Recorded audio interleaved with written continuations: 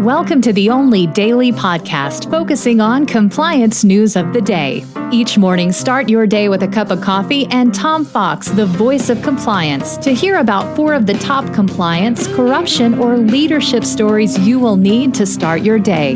The Daily Compliance News is a production of the Compliance Podcast Network. First, a word from our sponsor.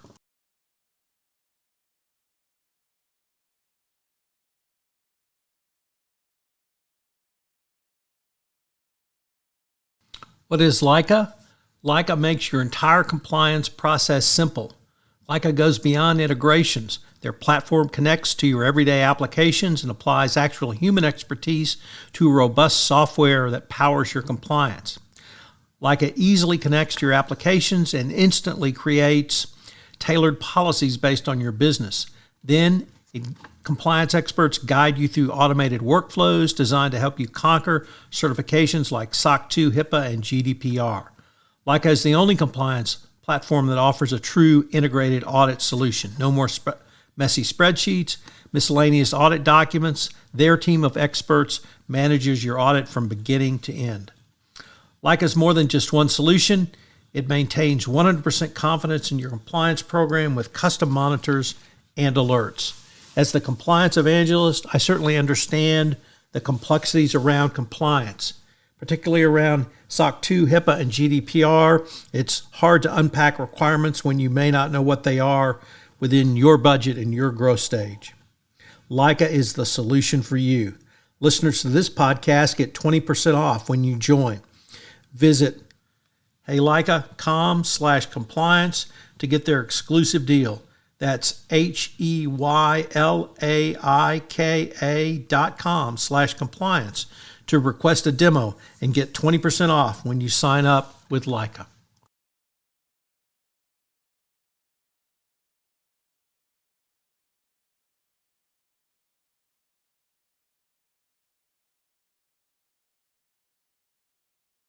The Daily Compliance News for December 15, 2021.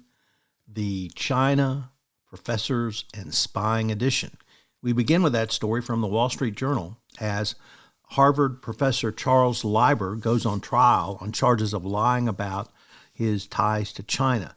The government claims that the nano expert misled the government and university about his links to the Wuhan University of Technology.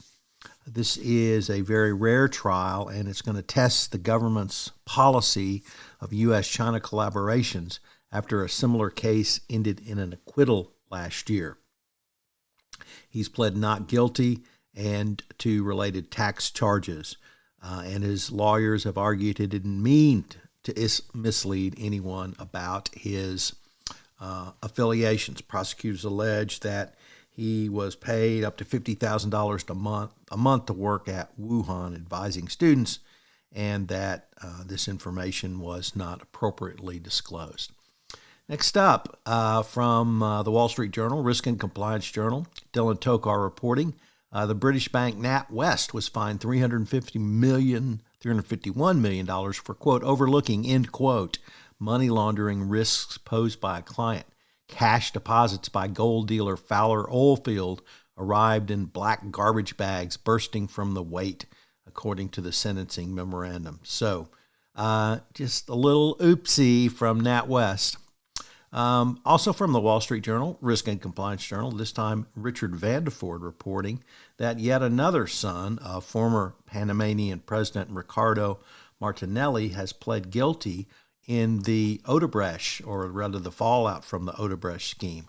Ricardo Alberto Martinelli pled guilty to a single count of money laundering conspiracy. He was charged with his brother Luis Enrique Martinelli. He agreed that with his brother he set up actually wire funds that were proceeds of bribes to a family member who is a high government official. Of course, during that time, his father was president of Panama.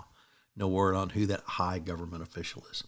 And our last story comes to us from Reuters as the Department of Justice vows to charge more corporate execs for environmental crime.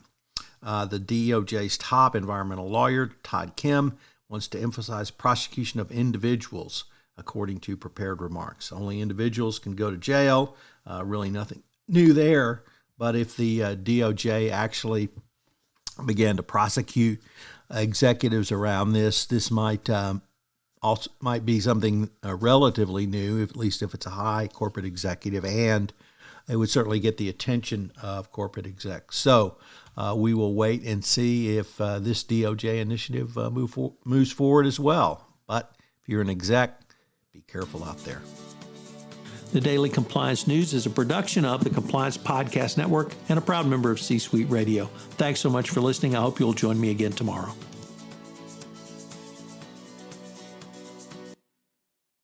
This podcast is a part of the C-Suite Radio Network.